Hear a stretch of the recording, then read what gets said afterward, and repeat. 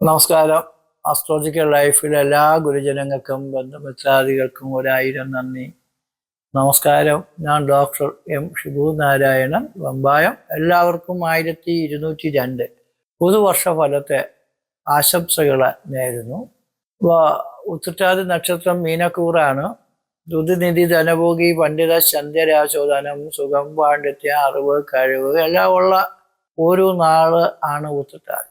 ആ ഉത്രട്ടാതി നക്ഷത്രത്തിന്റെ അധിപതി വേഴനാണ്.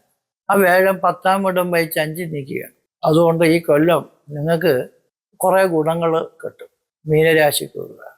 കാരണം വേഴം 10-ാം ഇടം എന്ന് വെച്ചെന്താണ്? ദേവാലയ നഗരസഭ മാർഗാലയ ദാസ സർവകർമാണി ആജ്ഞാലംബന ഏതസർവം ചിന്തനീയം ഹി ദശമേനാണ്.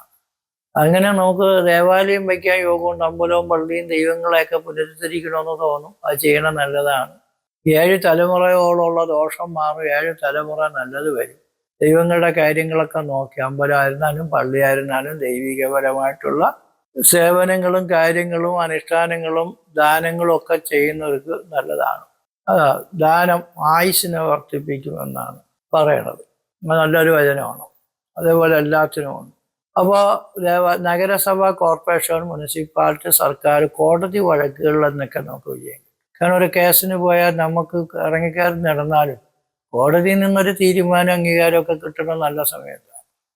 അങ്ങനെ മാർഗം നമുക്ക് വഴിവെട്ടിക്കാനും അതിലെ വീട് വയ്ക്കാനും സർവകർമാണി വെച്ച് എന്ത് കാര്യം നേടണമെന്ന് വിചാരിച്ചാൽ അതൊക്കെ നേടി ജയിക്കാനും ഭാഗ്യങ്ങൾ കിട്ടാനും ഒക്കെ നമുക്ക് യോഗം ഉണ്ടെന്നാണ് സാരം. അപ്പം അതുകൊണ്ട് നമ്മൾ പരാജയപ്പെട്ടു പോകണമല്ല, വിജയിക്കും. വേഴഗ്രഹം 1-ാം ഇടവും വഹിച്ചാണ് 5 നിൽക്കുന്നത്. 1-ാം ഇടം സുഖസ്ഥിതി, ജയ, ആരോഗ്യ, അർത്ഥസമ്പത്ത്, സുഖസ്ഥിതി കിട്ടും. ജയമെന്ന് വെച്ചാൽ പോണ കാര്യങ്ങൾക്കൊക്കെ തടസ്സം ഉണ്ടെന്നുള്ളത് വിചാരിക്കണം. അതുകൊണ്ട് ശനി, ജന്മശനി ഉള്ളതും 7-ാം ശനി ഉള്ളത് കൊണ്ടും തടസ്സം ഉണ്ടെങ്കിലും ജയ എന്നാണ്. എല്ലാ കാര്യത്തിനും ജയം കിട്ടും. തടസ്സമൊക്കെ മാറ്റാനുള്ള പരിഹാരങ്ങൾ ചെയ്യണം.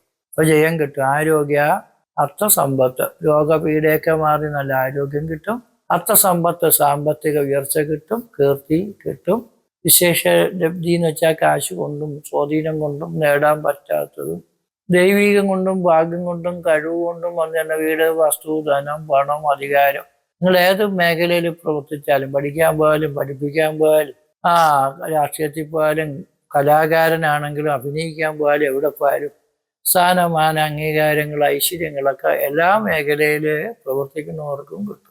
വിശേഷ ലബ്ധി എന്ന് വെച്ചാൽ നമുക്ക് സ്വാധീനം കൊണ്ട് നേടാൻ പറ്റാത്തതും പണം കൊണ്ട് നേടാൻ പറ്റാത്ത പദ്ധതികൾ, അവാർഡുകൾ, അംഗീകാരങ്ങളൊക്കെ കിട്ടുന്നതും ഈ വേഴഗ്രഹം ഉച്ചത്തി ജാതകത്തിൽ നിൽക്കുന്നവർക്കും ജീവിതത്തിൽ വേഴ ഉച്ചത്തി വരുമ്പോഴാണ്. കാരണം സൗരയൂഥത്തിലെ ഏറ്റവും വലിയ ഗ്രഹമാണ് വേഴ. ആ വേഴനാണ് നമുക്ക് ഉച്ചത്തി നിന്നാ ശൃംഗസ്ഥിതി തനുപദോ സദനസ്വീരാം ജയതാം ദുഷാം കലുഭവേ പ്രഥമാന തേജോ നർസധനം പൈസ കിട്ടും. സവീര ഉത്സാഹം, വീരത്വം കിട്ടും. ജേതാവ്, പോണ കാര്യങ്ങൾക്ക് വിജയം കിട്ടും. അഭിമാനം, തേജസ്, ഐശ്വര്യം ഇതൊക്കെ കിട്ടും. വേഴനെന്ന് പറയുന്നത് ബുദ്ധിയും പുത്രരും സ്നേഹദേഹമർത്ഥം ഗുരുത്വവും സുഖവും മന്ത്രം നയവും വസയും ഗുരു. ബുദ്ധി വർദ്ധിക്കും. പുത്രന്ന് വെച്ചാൽ പിള്ളേരെ കുറിച്ച് ഒരു ടെൻഷനും വേണ്ട. പിള്ളേർക്ക് നല്ല വിദ്യയും മത്സരങ്ങളിലും പരീക്ഷകളിലും ഒക്കെ വിജയവും അവർക്ക് വിവാഹവും വിദ്യയും അഭിവൃദ്ധിയും അവരുടെ കഴിവുകൾ കൊണ്ട് അവർക്ക് നേട്ടങ്ങളും വിവാഹം, വിദേശയാത്ര, പ്രവൃത്തി ഗുണങ്ങളൊക്കെ കിട്ടും. അങ്ങനെ ഈ പുത്രനും സ്നേഹം, എല്ലാവരുടെയും സ്നേഹ ബഹുമാനങ്ങൾ നമുക്കും പിള്ളേർക്കും കിട്ടും. അർത്ഥം നിറയെ പൈസ കിട്ടും. ഒരുപാട് പൈസകളൊക്കെ വന്നു ചേരാൻ യോഗമുണ്ട്. നിങ്ങൾ ഏത് മേഖലയിൽ പ്രവർത്തിച്ചാലും നിങ്ങളുടെ കഴിവിനും തൊഴിലിനും അനുസരിച്ച് നിറയെ വർക്കുകളൊക്കെ കിട്ടി. നമ്മളെ പ്രവർത്തിക്കുന്ന ഒരാളൊരു തൊഴിലാളി, മുതലാളിയാവാനും ഒരു ചെറിയ പ്രവൃത്തി കൊണ്ട് വലിയ നേട്ടങ്ങൾ കിട്ടാനും പൈസ കിട്ടാനും ഗുരുത്വം, മാതാപിതാ, ഗുരു, ദൈവം, കുടുംബക്കാരുടെ പ്രീതി, സഹായമൊക്കെ കിട്ടാനും അങ്ങനെ മന്ത്രത്വം നയവും വസയും ഗുരു എന്നാണ്. മന്ത്രങ്ങളൊക്കെ പഠിക്കാനും വേദങ്ങൾ പഠിക്കാനും വിദ്യകൾ പഠിച്ചും പഠിപ്പിച്ചും പ്രവർത്തിച്ചും ധനലാഭം കിട്ടാനും അതേപോലെ മന്ത്രത്വം, അധികാരികളുടെ പ്രീതി, ഉദ്യോഗസ്ഥന്മാരുടെ പ്രീതി, സർക്കാരിൻ്റെ ഭാഗത്തു നിന്ന്, സാമൂഹ്യ പ്രവർത്തകരുടെ ഭാഗത്തു നിന്നൊക്കെ ഗുണമൊക്കെ കിട്ടാനും നമുക്ക് നല്ല താല്പര്യവും കഴിവും ഭാഗ്യവും കിട്ടുന്ന സമയം. താല്പര്യം എന്ന് പറയുമ്പോൾ നമ്മൾ ഏത് വിദ്യ ചെയ്യുന്ന ഒരാളായിരുന്നാലും ആ ജോലിയോട് ഒരു ആത്മാർത്ഥത, അത് ചെയ്യണം എന്നുള്ളൊരു താല്പര്യമുള്ളവനെ രക്ഷപ്പെടാൻ പറ്റും. നിങ്ങൾ ചെറിയ പ്രയത്നം കൊണ്ട് വലിയ നേട്ടങ്ങൾ കൈവരിക്കാൻ പറ്റും. പിന്നെ കുറുക്കൻ നിൽക്കുന്നത്, തടസ്സം നിൽക്കുന്നത് ഏഴാണ്ട് ശനിയാണ്. അത് ശരീരത്തിനും മനസ്സിനും സാമ്പത്തികത്തിനും ദാമ്പത്യത്തിനും ചെറിയ പ്രശ്നങ്ങളുണ്ടാകും. കാരണം ഏഴാണ്ട് ശനി രാമനും ലക്ഷ്മണനും രാജ്യവും ഭരണവും ഒക്കെ നഷ്ടപ്പെട്ട് വനത്തിൽ കയറിയ സമയം. അപ്പോൾ വേഴത്തിൻ്റെ മാറ്റവും ഈ വർഷത്തിൻ്റെ ഫലമൊക്കെ നമുക്ക് അനുകൂലം കിട്ടണമെങ്കിലും ശനി 2028 വരെ ഈ രാശിയിലുണ്ട്. അതുകൊണ്ട് നമുക്ക് ഭാവിയിൽ ലഗ്നഗതയെ പരാജയമുണ്ട്. പല പദ്ധതികളും ഇപ്പം നടക്കുമെന്ന് വിചാരിച്ച് ചിലപ്പോൾ ഒരു മാസം ഒരു കൊല്ലമൊക്കെ എടുക്കുന്നത് പോലെ നമുക്ക് തോന്നും. അപ്പോൾ നമ്മളായിട്ടുള്ള പരിപാടിയാണെങ്കിൽ നമ്മൾ തടസ്സം ചെയ്യാതെ നേടാനുള്ള ശ്രമം. ശിരോരുക്കെന്ന് വെച്ചാൽ ചുമ്മാ തലവേദന, കണ്ണുവേദന, മുക്കുവേദന, ചെറിയ ENT പ്രോബ്ലങ്ങളൊക്കെ വരും. ശിരസ് തലരുക്കെന്ന് വെച്ചാൽ തലയ്ക്ക് സുഖമില്ലേന്ന് ചോദിക്കും. ടെൻഷൻ കൂടി മാനസികമായിട്ട് ചെറിയ വിഷമതകൾ ഉണ്ടാക്കും. ദുഃഖം, മനസ്സിന് ദുഃഖവും. ദുഷ്കീർത്തിച്ച് നിങ്ങൾ പേരെ വെച്ച് അങ്ങനെ ചെയ്ത് ഇങ്ങനെ ചെയ്ത് അവൻ ചത്തത് നമ്മളെ നിമിത്തമാണെന്ന് പേര് ദോഷങ്ങളൊക്കെ വരും. അപ്പോൾ തൊഴിലാളിയോടും മുതലാളിയോടൊക്കെ സ്നേഹമായിട്ട് ഇടപെടണം. നമ്മളെ പാർട്ട്ണർ, ഫ്രണ്ട്സ് എല്ലാവരും നമ്മളെ കളഞ്ഞിട്ട് പോണ സമയം. അത് നമ്മളെല്ലാവരും കൂട്ടി യോജിപ്പിച്ച് നിന്നോണം. ദുഃഖവും ദുഷ്കീർത്തി, സ്ഥാനഭ്രംശം, നമ്മളെ വീട്ടിൽ നിന്ന് നാട്ടിൽ നിന്നൊക്കെ മാറിപ്പോകണമെന്ന്. പൂർവിക വസ്തുക്കൾ പലതും വിൽക്കണമെന്ന് തോന്നും. വിറ്റിട്ട് വേറെ വാങ്ങിക്കുന്നേ കുഴപ്പമില്ല. വിറ്റിട്ട് വേറെ എന്തെങ്കിലും നമ്മൾ ബിസിനസ്സുകളാ, കമ്പനികളാ, കാര്യങ്ങൾ തുടങ്ങിയാൽ പെട്ടെന്ന് നമുക്ക് വിജയിച്ച് നേടാൻ പറ്റും. ലാഭം കിട്ടുമെങ്കിലും ചിലപ്പോൾ ഈ ഏഴാണ്ട് ശനി 2028 വരെ ഉണ്ട്. അത് കഴിഞ്ഞാലായിരിക്കും നമ്മൾ പ്രതീക്ഷിച്ചതുപോലെ നമ്മൾ ഇറക്കുന്ന പൈസ തിരിച്ച് കൈ കിട്ടാനൊരു സാവകാശം നമുക്ക് വേണ്ടി. സ്ഥാനഭ്രംശം, ധനക്ഷയം, അഖില ശരീര അസ്വാസ്ഥത. ശരീരം മൊത്തവും പലവിധ അസ്വസ്ഥതകളൊക്കെ ഉണ്ടാകും. അങ്ങനെ സർജറിയൊക്കെ വേണമെന്ന് പറയും, രോഗമുണ്ടെന്ന് പറയും, ദുഃഖമുണ്ടെന്ന് പറയും. അങ്ങനെയൊക്കെ പ്രശ്നങ്ങൾ ഒക്കെ ഉണ്ടാകും. അപ്പം അതുകൊണ്ട് സ്ത്രീകളെ കൊണ്ടും ചില ലവർ ഫ്രണ്ട്സ് ഇതിനെയൊക്കെ കൊണ്ടും ഒക്കെ ചില പ്രയാസങ്ങളൊക്കെ വരികയും നമുക്ക് വലിയ ബുദ്ധിമുട്ടുകളും പേരുദോഷങ്ങളൊക്കെ വരികയും ചില കുരുക്കിൽ പെട്ടുപോവുകയും ഇൻകം ടാക്സും EDയും അതേപോലെ ജപ്തി നടപടികളൊക്കെ വരുന്ന സമയമൊക്കെയാണ്. അതുകൊണ്ട് സർക്കാരിന് ബന്ധപ്പെട്ടുള്ള പരിപാടികൾ, ടാക്സ് ആയിരുന്നാലും ഇൻഷുറൻസ് ആയിരുന്നാലും മറ്റു കാര്യങ്ങളിലൊക്കെ കുരുക്ക് വരാതിരിക്കാൻ നമ്മൾ വളരെയധികം സൂക്ഷിക്കണം. അതിന് നമുക്ക് കുടുംബക്ഷേത്രത്തിൽ പോകണം, ശിവപ്രീതികരങ്ങളായ സൽക്കർമ്മങ്ങൾ ചെയ്യണം, കാലഭൈരനെയും യമരാജനെയും ശിവനെയൊക്കെ ഭജിക്കണം, മൃത്യുഞ്ജോമം, നവഗ്രഹ പൂജ, ഐശ്വര്യ പൂജയൊക്കെ ചെയ്യണം.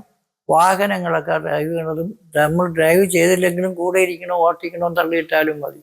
അങ്ങനെ നമുക്ക് അപകടങ്ങളൊക്കെ ഉള്ള സമയം അതിൻ്റെ ഒരു യാത്രകളൊക്കെ വളരെ സൂക്ഷിക്കണം. പിന്നെ നമ്മളെ രക്ഷിക്കാൻ നമ്മൾ വിചാരിച്ചാലേ പറ്റൂ. നമ്മൾ പോവേണ്ട സ്ഥലത്ത് നമ്മൾ പോയി നോക്കിക്കണ്ട് പറഞ്ഞ് ചെയ്ത് ചെയ്യിപ്പിച്ച് റെഡിയാക്കേണ്ട കാര്യം. കാരണം പലർക്കും നമ്മളൊക്കെ വേണ്ടി നമ്മൾ ജോലിക്കാരനെ, ഒരു മാനേജരെ ആരെങ്കിലുമൊക്കെ പറഞ്ഞു വിട്ടാൽ അവൻ ചെന്ന് ചക്കേന്നുള്ളത് ചുക്കെന്നും പറഞ്ഞിട്ട് വരും. പിന്നെ ആകെ പ്രശ്നങ്ങൾ വരും. അപ്പോൾ അങ്ങനെ നമുക്ക് ഒരുപാട് ബുദ്ധിമുട്ടുകളും ഉണ്ടാവും. അപ്പോൾ അതുകൊണ്ട് നമ്മളെ രക്ഷിക്കാൻ നമ്മൾ വിചാരിച്ചാലേ പറ്റൂ. നമ്മൾ ഈ തടസ്സങ്ങൾ മാറാനും ഐശ്വര്യപൂർത്തിക്കും വേണ്ടി ഗണപതി പൂജ, ഭഗവതി പൂജ, മൃത്യുഞ്ജോമം, ഐശ്വര്യ പൂജ, ശത്രുസംഹാര പൂജ, ദീർഘ മാംഗല്യ പൂജ, ഇതൊക്കെ സുമംഗലി പൂജയൊക്കെ ചെയ്യണം. ഭാര്യാഭർത്തൃ കുടുംബ ബന്ധം തെറിച്ചു പോകാതിരിക്കാൻ നിങ്ങൾ വളരെ ശ്രദ്ധിക്കേണ്ടതായിട്ട് ഉണ്ട്. പിന്നെ സന്താനങ്ങളുടെ കാര്യത്തിൽ വിഷമിക്കേണ്ട. പിള്ളേർക്ക് ജോലിയും പൈസയും കാര്യമൊക്കെ കിട്ടി രക്ഷപ്പെടും. ഏഴാണ്ട് ശനിക്ക് നമ്മൾ മാസം തോറും തന്നെ നീരാഞ്ജനം, ശാസ്താവിന ഭജനം, കാലഭൈരവ ഭജിക്കുകയൊക്കെ ചെയ്താൽ കൊള്ളാം. ജാതകം കൂടെ ഒന്ന് പരിശോധിച്ച് നോക്കണം.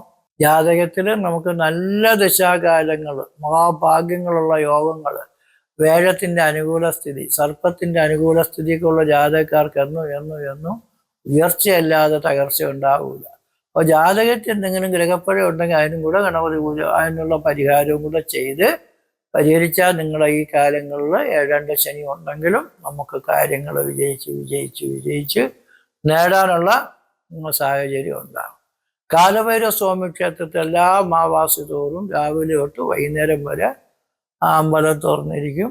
രാവിലെ ഗണപതി ഹോമം, 10 മണിക്ക് മൃത്യുഞ്ജയ ഹോമം, യമരാജ പൂജ, 3 മണിക്ക് സർപ്പപൂജയും സർപ്പബലിയും ഊട്ടും പാട്ടും ഒക്കെ ഉണ്ട്. 4 മണി തൊട്ട് 5 മണി വരെ ഭദ്രകാളി പൂജയുണ്ട്. 6 മണി തൊട്ട് 7:30 വരെ പാല്, തൈര്, വെണ്ണ, കളവം, കുങ്കുമം, അതേപോലെ കരിക്ക്, തേൻ, ഇതൊക്കെ കൊണ്ടുള്ള വിശിഷ്ടമായ ദ്രവ്യങ്ങളെ കൊണ്ടുള്ള അഭിഷേകങ്ങളൊക്കെ ഉണ്ട്. പുഷ്പാർച്ചനയുണ്ട്, പുഷ്പാഭിഷേകം, ഭസ്മാഭിഷേകം, ദൈവ ആരതി, ഇങ്ങനെയുള്ള കാര്യങ്ങളൊക്കെ. രാവിലെ പിതൃക്കൾക്ക് ബലിയിടാൻ താല്പര്യമുള്ളവർ അവിടെ നിന്ന് ബലി, തിലഹോമം മുതലായ കർമാദികളും ഉണ്ട്. അപ്പോൾ ഈ പൂജകളിലൊക്കെ പങ്കെടുത്ത ദോഷങ്ങളും മാറി, അസുഖം മാറി, തടസ്സം മാറി, ശത്രുത മാറി, സീറോ ആയിട്ടിരിക്കുന്ന ഒരാളിന് ഹീറോ ആയിട്ട് വരാനുള്ള യോഗവും, ഹീറോ ആയിട്ടിരിക്കുന്ന ഒരാളിന് സ്റ്റാർ ആകാനുള്ള യോഗവും, സ്റ്റാർ ആയിട്ടിരിക്കുന്ന ഒരാളിന് സൂപ്പർ സ്റ്റാർ വരാവാനുള്ള യോഗവും നമുക്ക് തീർച്ചയായിട്ടും കിട്ടും. അങ്ങനെ എല്ലാവർക്കും നല്ലത് വരട്ടെ എന്ന് കാല ഭൈരവ സ്വാമിയോട് പ്രാർത്ഥിച്ചുകൊണ്ട് നിർത്തുന്നു. നന്ദി, നമസ്കാരം.